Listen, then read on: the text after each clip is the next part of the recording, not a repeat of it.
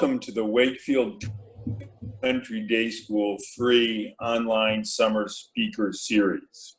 My name is Paul Larner and I am chairman of the board. This is the third presentation in the WCDS Summer Speaker Series, a series of speakers of unique and relevant topics by prominent local residents.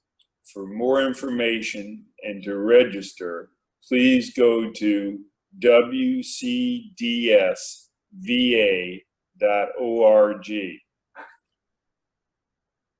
Today, we will hear from John Kiser. John is a longtime Rappahannock resident of diverse and fascinating interests and the author of 5 books. He received his MA and MBA from the University of Chicago. John will speak to us today about his path from Soviet Russia to his sojourn in France, to his interest in Abdelkader, about whom he wrote a book titled Commander of the Faithful, end quote, in which the New York Times describes as, quote, a novel-worthy tale of war and religion. With that introduction, I will now turn it over to John. Thank you, Paul.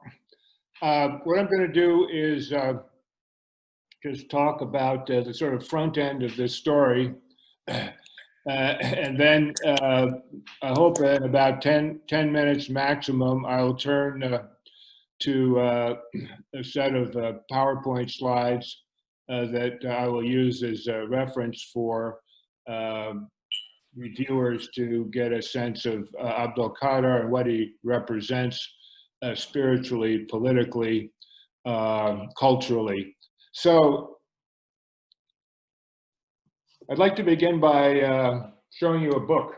Can you all read this or any part of it? But in any event, what this is a tablet of tablets, the book written in English by Charles Henry Churchill, a distant cousin of Winston Churchill, who was the first English-speaking person to interview, and maybe the only one actually, to interview Emir Abdelkader when he was in exile in Damascus, and was granted an hour a day for 6 months by the Emir to tell his life story. In the introduction of this book, which is made to Louis Napoleon III, who had liberated the Emir when he was unjustly imprisoned by the French, he has this nice expression explaining why he's written this book. He said, I don't want his life, the Emir's life, to become alms to oblivion. Alms to oblivion. Very nice image. And this book actually this is a book that recently has been designated by an academic organization. What's it called? This is one of a number of books that's been selected by scholars as being culturally important and as part of the knowledge base of civilization as we know it. So even though the Emir has sort of fallen into oblivion, we're working hard on rectifying that. And the stimulus comes in part from this message from Charles Henry Churchill. So how does John Kiser, and why does John Kiser, the great grandson of a Ohio pork provider, pork baron, in fact, who owns many counties in central Iowa, and sold his pork in New York by putting the porkers on a train, which nobody had ever done and considered very risky. But out of this pork business flowed other goods to the Kiser family. And one of them has been the ability to have the flexibility to pursue weird, unusual interests. So how did this interest in Abdelkader evolve? It evolved as a result of something I wrote in 1977. I had been summoned perhaps, to a meeting in the bowels of the State Department to discuss a book that I had written that shattered a lot of the conventional wisdoms in Washington about Russia and Russian technology and its capabilities. The article was written when Richard Holbrooke was the editor of Foreign Policy magazine, which was an upstart kind of reply to Foreign Affairs. An article that I had written because I had asked a question that nobody in the country apparently had ever asked. And if they had, they didn't bother to pursue an answer.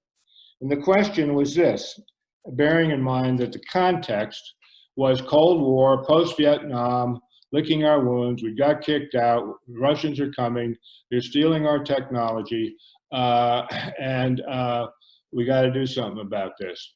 Well, of course, maybe the Russians do steal technology, but I don't know any countries that don't. They have to, but normally you just buy it and do it legitimately, and the Russians were certainly doing both. But the question that I asked was, well, maybe the Russians have technology. Maybe we ought to get their stuff, buy it. Not recommending stealing it, but let's see what the track record is about our obtaining proprietary technology from the Russians. Well, that was just an off-the-wall crazy idea because nobody believed the Russians had technology. And if they had it, they certainly wouldn't sell it. So I did a little research, went to the Commerce Department, got a connection with a guy there who in fact had a little list of about, I don't know, 20 companies who had purchased proprietary technology, which means patents, know-how, and paid money to introduce new devices, processes, and what have you into the US market. Actually, a couple of you may be aware of some of these, not knowing the Russian origin. Stapling guns used for surgery came out of Russia. US Surgical Corporation was built around these surgical stapling guns that have various advantages. Radiokeratotomy, correcting short-sightedness with using lasers, and all kinds of industrial products and processes. This factual, verifiable base of transactions that apparently nobody in the US government knew about was the basis of this calling of Kiser to come and explain this. And so I met with a number of people from the intelligence departments and the military and the science foundation world and commercial world, and ended up giving a presentation which produced, in fact, a couple of very nice contracts because the folks didn't know about this and they wanted to know more. So I was given a series of contracts to go and talk to all these companies, ask them what they bought, why they bought it, what good is it doing them, and all that. So I did that, and in fact, the report is still in circulation today. Not very glamorous looking. Report on the potential for technology transfer from the Soviet Union to the United States.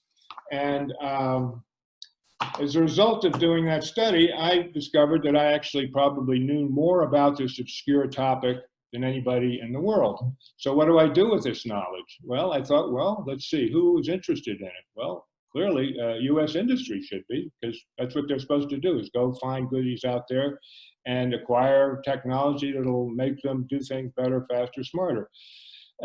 So I formed a little company called Kiser Research. I found a partner who was my neighbor out in Rappahannock County, Barney O'Mara, and he brought a nice Yale engineering degree with him. And the two of us built a small company, and over 15 years, we developed a pretty good following of corporate America and ultimately SDI and Sandia Labs and government folks who just didn't know you could go and talk to the Russians about this stuff, or much less be invited to come and check out their goodies.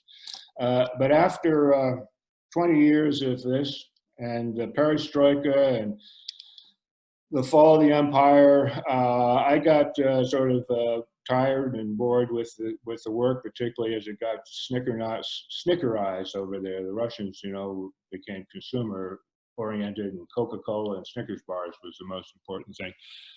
So I decided to depart our little company for a year, take a sabbatical with my family and 11 and 12-year-old children to France.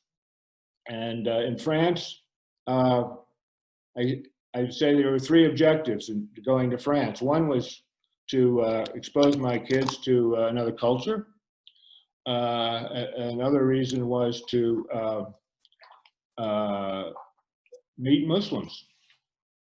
This was a time of the Islam thing.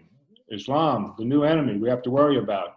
What is it? Who is it? Why do we? What are we going to do about these Muslims? So I thought, well, maybe I ought to meet a few and just educate myself. So that's what I did as part of my mission in Vence. And then I also thought, well, I ought to read the Bible. Never in my life had I read the Bible, and see, maybe at age 50, whatever, I ought to read it. And that was actually sparked by a conversation I had with an executive at Kiser Aluminum in Oakland a few years previous to that, but this is sort of another story for another, maybe for another Zoom. But it had something to do with my interest in Islam, because Islam is all about religion. So comparing Islamic interpretations of the Abrahamic traditions with the Jewish and the Christian is inherently, you know, in the picture if you're going to try to understand what it means to be a Muslim. And so out of that year, I made a lot of connections and became convinced that it's actually, there's not much difference, except that the Muslims basically like the Catholics, except they have an extra prophet, Muhammad, and of course they don't believe Jesus is the Son of God, but they have a very high opinion of Jesus, and but they're confused a little bit by the Trinity, and they see idolatry and other things in there. But vast majority of Muslims I know are highly respectful of Jesus, more so maybe than some of the Christians I know. So anyway, leave France, come back home, and I have this desire to get reconnected, stay connected with France, and started to look at the French-Algerian love-hate relationship, which was boiling over at this time, and also nasty things were happening in Algeria with the early form of ISIS, which was called GIA back then. And I sort of started to look at France and its relationship with Algeria as a kind of microcosm of America's coming problems with the whole Muslim world. So anyway, I found an excuse to go back and write a story, write a book that I thought would keep me connected to Algeria and to France.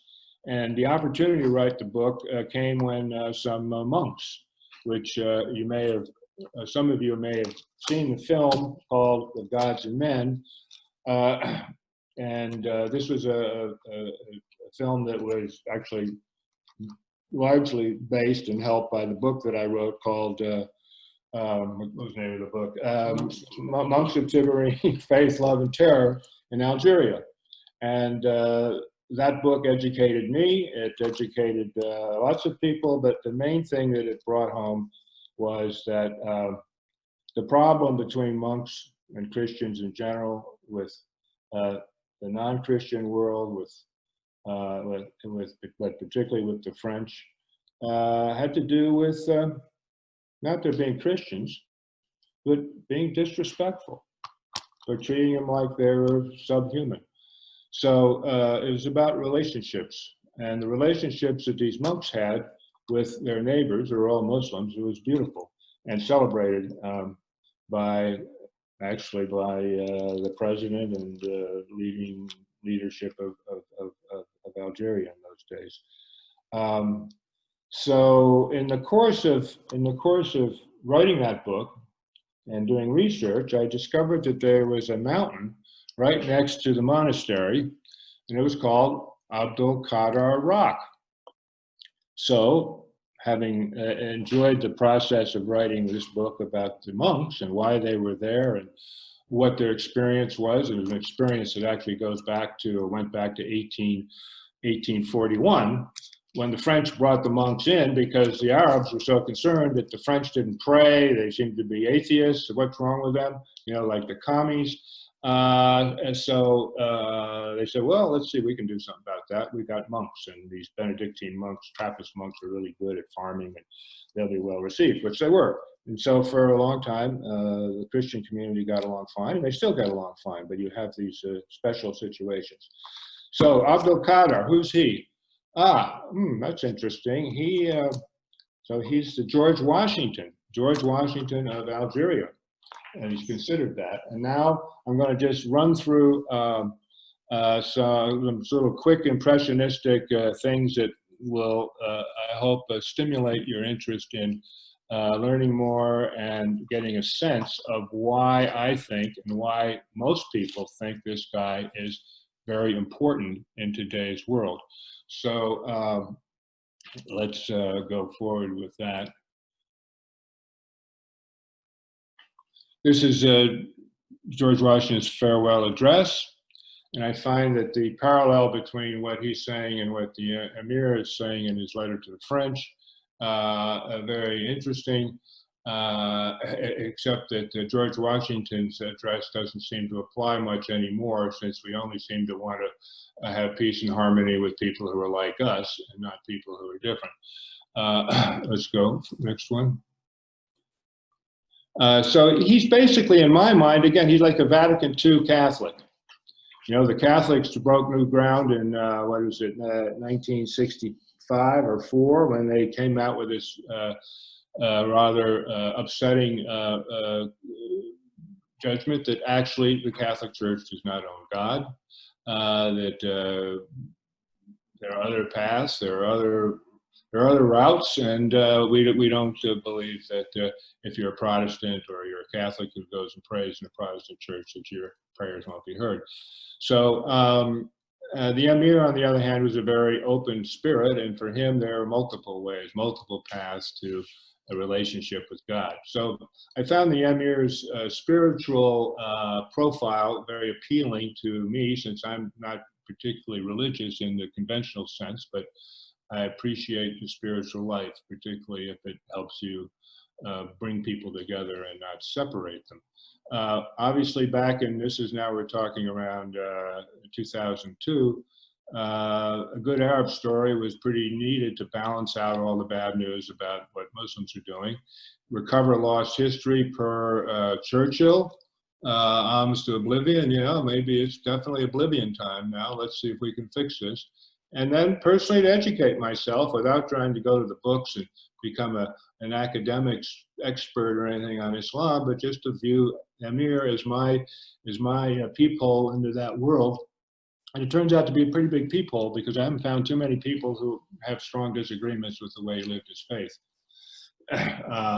And the fact is that the way he thinks is to me, it's rational, it's humble, it's inclusive. There's room for everybody. And God is bigger than whatever we think God is, because, you know, God is God. God is infinite, and we're finite. So let's go to, so this, his life, it could be broken down in these different categories. He was raised in the Sufi tradition, which is a tradition that goes back to a Persian Sufi, Jilani, and basically it's, you know, my heart is grasped for the gazelles. It's Ibn Arabi and that tradition. He was raised strictly by his father, but he also had a life of vigor, hunting and making his own clothes and riding and finding water in the desert and survival, and basically in the arts of warfare, even though he was not bred for that. War, prison, exile, death. The details of these sections, of course, are available books and materials that we can provide separately if you're interested. This was his schoolhouse.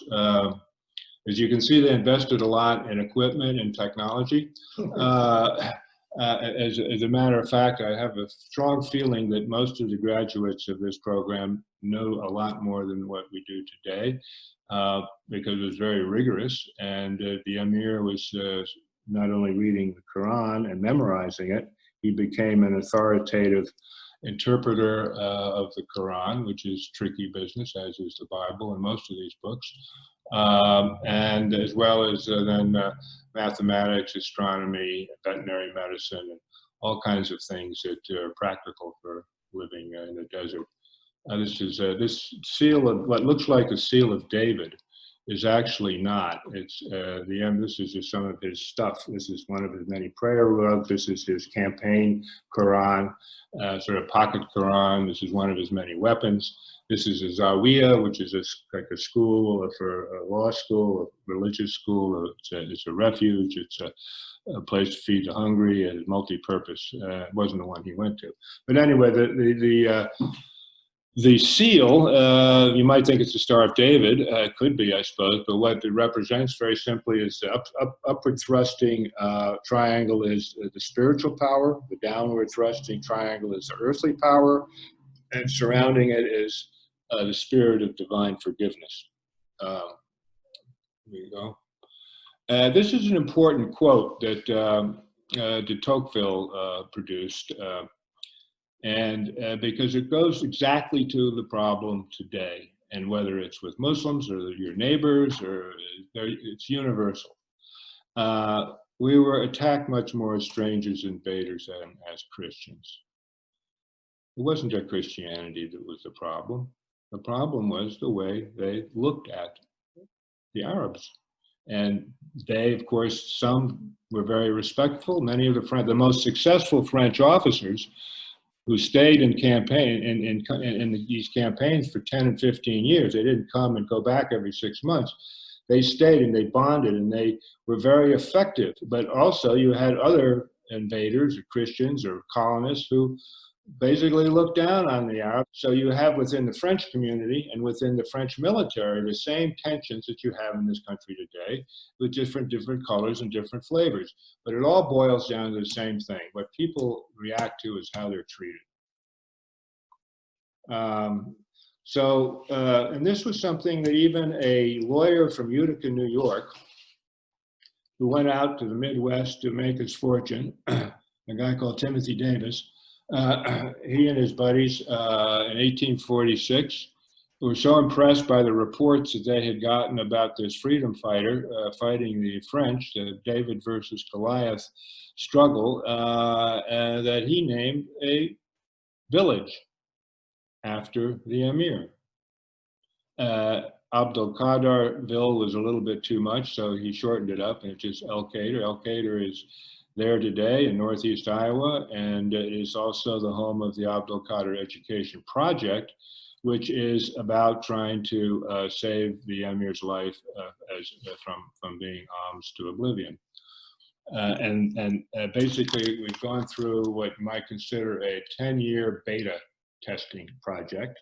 These have been some of our partners with whom we work and have discovered a couple of things. One is, I have yet to find any Muslims who take issues with the way the Emir's Islam was presented and it's accepted as, there are maybe a few outliers here and there, but by and large, the Emir seems to pass the test of being where Islam should be today. And not only Islam, for that matter, all the faiths. And at the same time, a very diverse group of test cases, whether it's been in the military or with theological seminaries, Harvard, MR Science Center, which is out in California, Hamza Yusuf. These are partners with whom we have developed relationships and filtered through to their clients, their students, their audiences. And Churchill, as you might have noticed, was listed. Why don't you just go back there? It's just to make a point here. There's a body of literature about the Emir, and it goes back to Churchill in English, and then there's some Arab material, but it's written in a very strange way, and you have to, I mean, chronologically it's strange. It's sort of like the Quran in a way. But in any event, there's a body of literature out there, and there's a lot of information, and I drew most of mine from the French, and Raphael Danziger is a Jewish, he's an Israeli. He did his PhD thesis at Princeton on Abdelkader, and is one of our supporters. And he's, close to AIPAC, and AIPAC published some of the articles about it.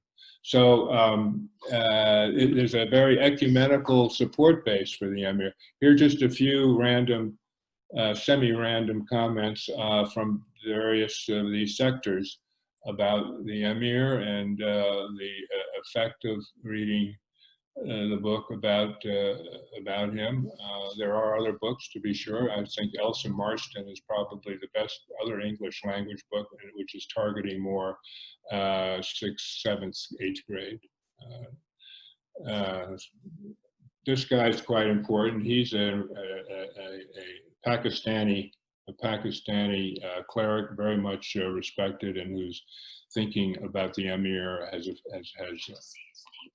Mohammed Khan Nasser, editor. Oh, you can't see this? They can't see you pointing. Ah, yes, you can. Sorry. Anyway, this just gives you some idea of different takes on the Emir story. I won't go down this in any detail, but the part here that you might be most interested in, particularly the Wakefield viewers, is we've gone from 10 years of basically dabbling around with different groups, whether it's the Marine Corps or whether it's civic groups in Nashville, collecting the feedback, which has been good. But now to put it in a format that can be used by teachers, and we've started with Iowa, as we see that as a sort of home base for this whole story, because that's where the town of Al-Qaeda is, and Kathy Garms, who was the sister city president back in the 80s, and is very committed to working with the Algerians and reviving the story of the Emir.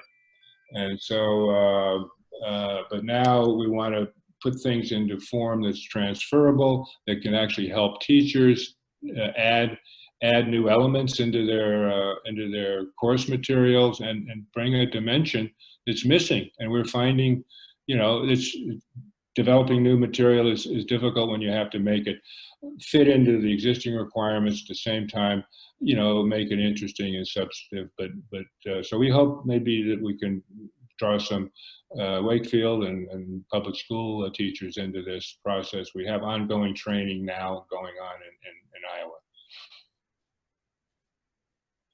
This is just more reasons to love the Emir. I mean, all religions have these two basic principles, which actually David McAllister Wilson, the president of Wesley Seminary, said, yeah, that basically transcends into love God and love your neighbor, right? I mean, it's just saying a universal thing in a slightly different way. And I particularly like the surah. I haven't yet found anything in the Bible, the Old or New Testament per se, says it this way, but it probably is in there because people could say the same thing differently. But I just like the inherent idea that diversity is good, because that's how we learn from each other. This is a surah. A surah is, I guess you not aware, surahs are the Quran are broken into chapters, if you will, but they're called surahs. Let's see, what's the next one? Yeah, this is a sort of the goodbye for this little mini presentation. It's important because people often think that, or are willing to think very readily that the emir is sort of an outlier. He's a kind of a weird guy. He's not really, the representative. But as you've seen already, if he's weird in a good way. But more importantly, this Marine, who I don't know actually, this was a LinkedIn message I got from him, and he also defied what is the conventional wisdom here, which when you talk to people about Emir Abdelkader, who are Middle Easterner types and think they know the Middle East, oh no, the Saudis, they'll never accept him. He's too much of a mystic. He's a Sufi. Saudis don't like Sufis. I mean, it's one of these stupid generalizations, just like we had about Russian technology, that people glom onto for either political reasons or they're just too lazy to think. So in any event, so here's this guy, he's a Marine, and spent 2 years there, and he comes to this conclusion that, these Saudi emir hating people actually don't hate the emir, and that they mimic in very many ways what he represents. So anyway, that's it, guys. Questions? Is there time for questions or throwing mud balls or whatever? We do have time for some questions, and thank you for a wonderful presentation that covers not only your personal interactions in France and what took you to this subject matter, but also the subject matter itself. I'll open it up for questions. I know I have 2 questions myself, but please proceed if there's others that have questions.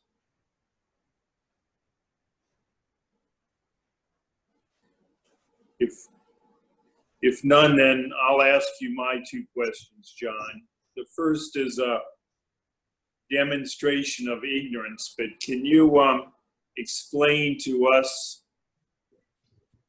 the difference between the common terms we use in this country of Muslim, Islam, and Arab? Sure. I mean, Arab is just relates to I guess you could call it a linguistic racial type. I don't know, maybe more linguistic than racial. Whereas Muslim and Islam, that's much more interesting. The fact, one of the things that I learned talking to Muslims in France was there's many Islams as there are ways of making couscous. As you could say probably about the Jewish religion, you can certainly say it about Christianity, but Islam is not a thing, and it's not one thing. But more importantly, linguistically, Islam wasn't a word that ever surfaced until basically 100 years ago, or maybe the late 19th century, when the Muslims or the Arabs talked about, or the French, I should say, when the French talked about Islam, they called them sons of Ishmael, they called them Moors, they called them the Turk, The Mohammedans. they called them Mohammedans, and in fact, being called Mohammedans was objectionable because the Muslim leaders said, "Why are you calling us Mohammedans? We don't worship Muhammad."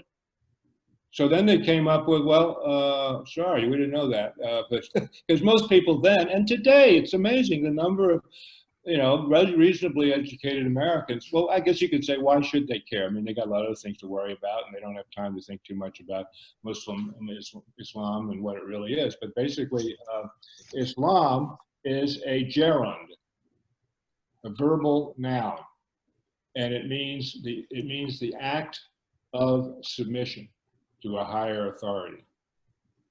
And so they call in the Quran, in Arabic anyway, they refer to Christians as Muslims, because a Muslim is a person who follows that ordinance. Anybody, in nature is Muslim.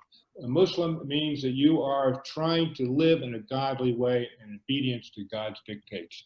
So Christianity is also a Muslim culture in the Arab language, because you have still Christians who try hard to live a Christian life in obedience to God. And I guess Jews do too. And you don't even have, presumably, you don't even have to be. You can independently live a Muslim-like life. In fact, Faisal Ralph, who's a Muslim, lives in New York, was the 9/11 mosque guy who got a lot of flack. He says basically Muslims are Unitarians. They're Unitarians. God is God. There's no God but God. And you can love God in many different ways, as the Emir has said, and there's no Muslim as yet has said, no, that's not right. You know, so Islam is a product of the colonial process and an effort to simplify this thing that is very complex. And what makes it also interesting is that the Europeans, and it's understandable too, the Europeans who rediscovered Islam, if you will, or Muslims, were all Jews. They were Jewish scholars because in Islam they saw an affinity because, you know, the Jews, as you know, I mean, they don't believe Jesus existed, or if they believe he existed, they don't think he was God. There were lots of Jesuses running around.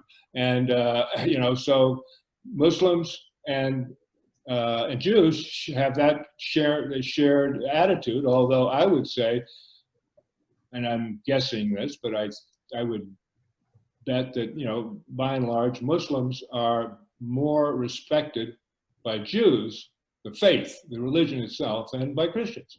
The only Christians who seem to have respect for it are those who are naturally that way, respectful of other faiths, or yeah, they know something. There's a book by a Catholic in Georgetown. Her name is Duffney. What's her name? Duffner. Jordan Duffner. Good Catholic, raised in Lebanon. Have lots of Arab friends who are Muslims. And she got to live with Islam, so to speak. And she just saw all these connections and similarities and sense of fraternity with these. But she came back here and she gets trashed by, you know, Catholics as well as probably non-Catholics for being, you know, whatever. I don't know what they were trashing her about. How can you, blah, blah, blah, blah. So, and her book, if anybody's interested, is called, what's it called? Finding Jesus Among Muslims. Yeah, Finding Jesus Among Muslims. And so, yes, next question. Chloe Lindsay. Well, my next question is, once the world returns to normal, how would you like to lead a group of us Rappahannockers under the Wakefield umbrella to a trip to Algeria? Well, if we're waiting for normality, it might be a long wait, but I think that would be great. I'd love to do that. And I have pretty good relations there, and we're just waiting for a few things to happen before we get an Arabic version of the book published in Algeria. This was translated. We have a version thanks to the U.S. government, which paid somebody there to do a translation. But She's getting the publisher. Question. Find a publisher. Yeah. Yeah, I was just curious about his life. Is his life the way you know it? Is it taught in Algeria, for example, in schools anywhere there? I think that's a tricky question because he's been politicized, and I'm not quite sure how the fractures go, but my guess is the Berbers may have more problems with him than the Arabs. His big black mark, the big black mark on his course card here is the fact that he cut a deal with the French after fighting 15 years. And once the French were sort of like us in Iraq and Vietnam. I mean, they came in there, they had this stupid sort of gunboat diplomacy because they were avenging a diplomatic and financial problem.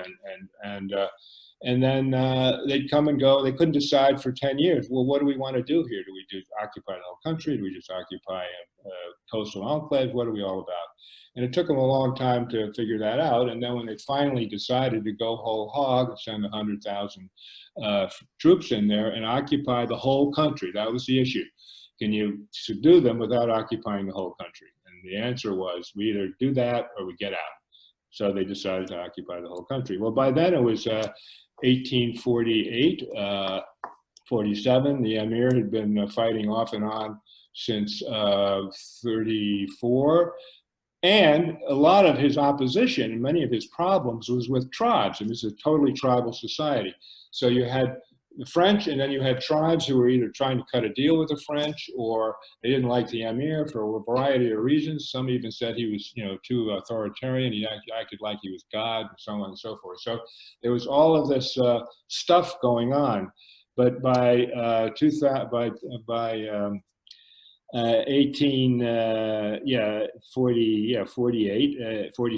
he was in a position on the border with Morocco, and it was sort of like very similar to Lee, except he fought longer. And he said, guys, we got our families, we got our animals. The French have clearly made a decision. We cannot beat them.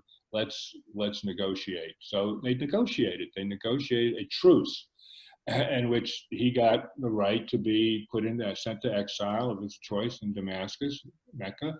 But it all happened so fast, the French were like flummoxed. Oh my God, we've got the Emir now after 15 years. Yeah, we'll sign this, but it has to be ratified by the king. Not Louis, who the hell was the king then? No, it was I'm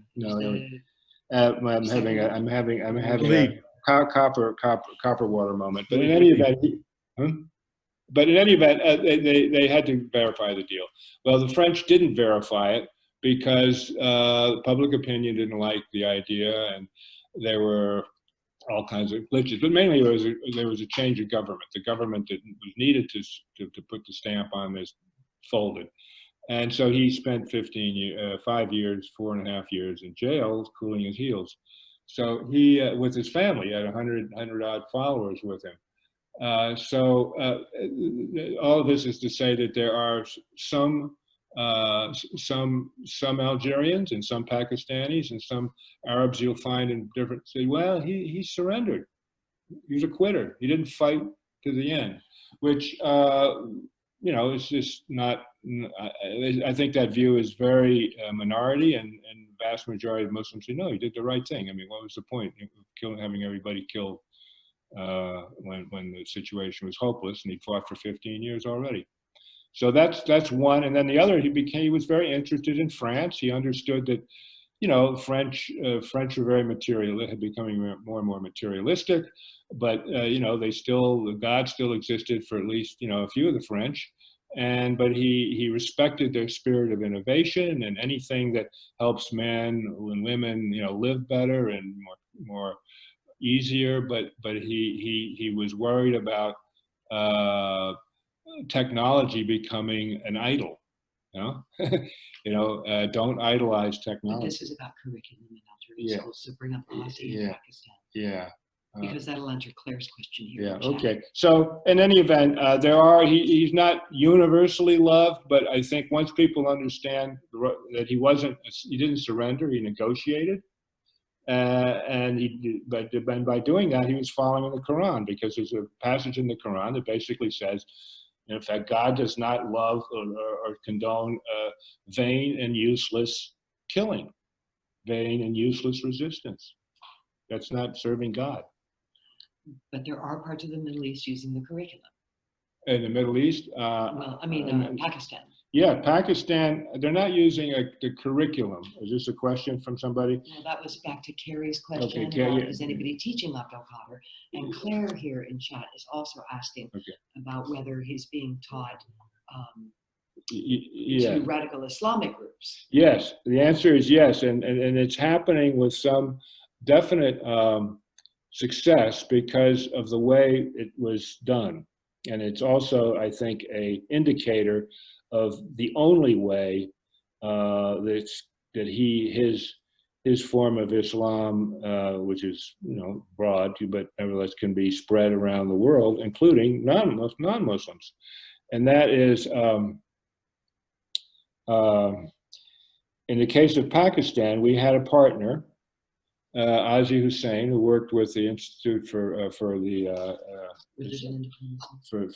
Center for Religion and Diplomacy in Washington, which is founded by a Navy officer, actually back in around 2000, and to work with Pakistani, with the madrasa leaders who had come and said, look, we got to change our program here a little bit. We've got to prepare our kids for the real world and not just to be preachers and preachers and preachers. We need diversity, people who could preach and do other things. So anyway, they hired a guy called Azi Hussein. He's an American Pakistani. He's a very sensible and sensitive guy who knows how to talk to people, and he's from that environment. And so he got the book translated into Urdu, and he works with different madrasas, and now he did initially basically worked with madrasa leaders, but now also is working with the military because Abdelkader's Islam needs to be presented to the Taliban and to the Afghans, and there's a demand for it, in fact. And one of the things I'm trying to do is get some money to translate you have, in addition to an Urdu version, a Farsi and Dari version. But in any event, the way, it's not like, here's the book, go read it, and then we'll talk about it. The way he does it, and I think you would do in most countries, Muslim countries, is you've got to team up with a local leader, respected leaders, who also buy in that, yes, and this was the case with Abdelkader and a guy called, he's a cleric called Muhammad Nasir Khan. And he was the son of a very influential, very conservative cleric. And then when his father died, but he's very much under his sort of intellectual influence, but he saw that, and I think I had a small quote from him in the list of quotes, but he once questions were answered, and one of the questions is, well, this surrender stuff, that doesn't sit too well. If you're a real fighter, you fight to the bitter end. Well, maybe if you're in Afghanistan and you've got 100 years or more of your tribal honor at stake, and you're being kicked out, well, that's one thing. But when you're being presented with a situation to sacrifice families, it's not as if Abdelkader had a 500-year legacy that he was defending. And there were lieutenants of his that said, yeah, let's keep fighting, just like Lee did. But he made his call based on his reading of the Quran. And that reading of the Quran has been also introduced to the clerics in Pakistan. Just because you're a cleric doesn't mean you've read every verse in the Quran, or that you focused on every verse. So that, anyway, because this Nasser is so respected, once he kind of came on board and became a supporter of the Abdelkader Islam, which by and large is the same. It's just this issue is over when do you cut a deal, and when do you just fight to the bitter end. So creating a relationship with the local scholars, leaders, politicians, people who have weight in their own cultures and who support the introduction of the Emir as a enlightening and useful mechanism for educating, because there is a lot of incredible ignorance among Muslims, and Muslims will tell you that. So I would say the key is how you do it, who is the messenger, who are you working with locally. If they're not credible people, you're going to have a problem. Okay, next question. Roger Pearson asks, Could you please detail the Emir's treatment of Western prisoners? Yeah, that's a good question. And actually, one of the questions I have is how did he treat the Arab prisoners? And I'm not sure if he treated them with the same degree of respect, but we'll see. But yes, Roger, his treatment of prisoners was exceptional because, again, according to his reading of the Quran, what the common practice of the Arab practice of warfare, particularly in the desert, and where your compensation, your pay, if you will, for being part of a tribe or a raiding party or whatever you were doing, your pay was based on head count, right? So it's one thing to chop off somebody's head in battle. You're fighting, you slash your neck, and oh, boom, you got one. But if they surrender, you're not supposed to kill them. But over the years, that injunction probably wasn't, here too much, because what are you going to do with captives in the desert?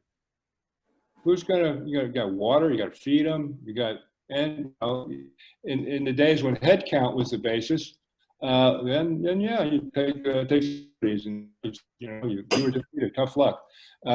Boom, head's gone, and then you hang that from your horse, and then you get paid based on that. So what the emir said was, no, actually that's not good. And then the hadith and of Ali, one of his successors, is saying, no, you treat everybody respectfully, and you don't just butcher people who are helpless.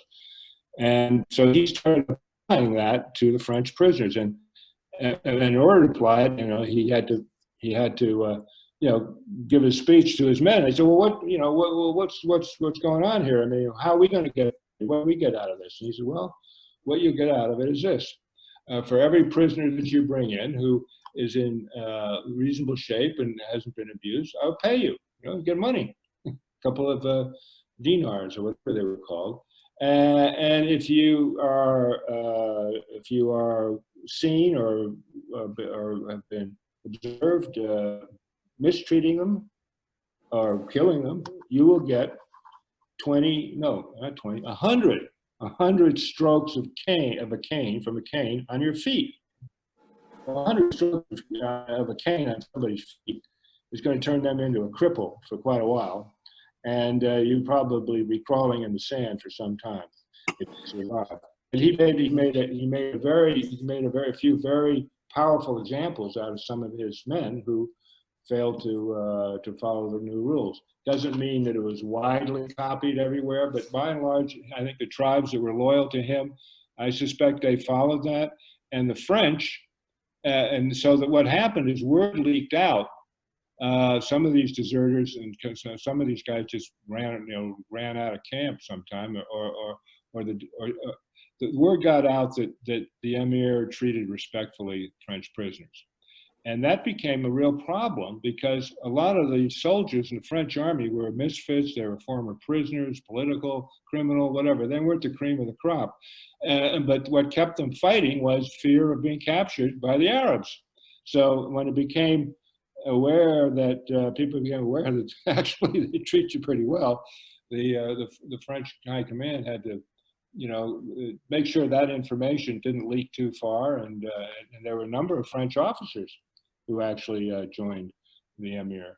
So, and then over time, that tradition was embedded to the extent that in the 1880s, when Henri Dunant, a Swiss businessman who was also concerned about slaughters on the battlefield and the lack of any, organized way to take care of the wounded, the dying,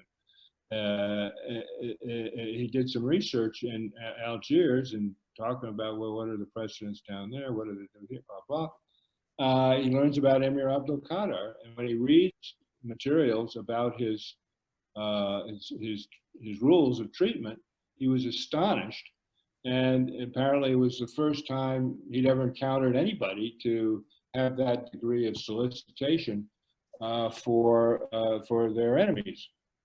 And for that reason, today, and he's considered to be one of the fathers of the Geneva Convention. If you go to the Geneva, the International Red Cross building in Geneva today, you will see the Emir's bust right next to Henri Dunant as, sort of founders of, creators of the code of ethics for these kind of conditions. John, I think we're approaching dinner hour here. So unless there are any other questions, I want to thank you again for your presentation and look forward to next week's same time event with civil rights attorney Steph Ritter. Great. Well, thank you. And this was, how did you feel? How are you doing? I think we all learned a tremendous amount. Thank you. Thank you. Thank you, John. Thank you, John. Thank you, Enjoy. John. Thank you very much. I know for my part, I'm looking forward to that trip to Algeria. Well, okay, that's good. Or if not Algeria, we'll do somewhere else. I lived for 2.5 years on Algeria's southern neighbor, so I'd love to have a guided tour of Algeria. Well, probably people who know more than I do, but in any event, if you, as you know, there's the Monks of Tiberine, there's the book itself, Abdelkader, Story of True Jihad. If you're teachers, we are working on ways to make this material accessible to teachers, and if they'd like to become a part of that process, let us know. Thank you, John. It was great. Thank you.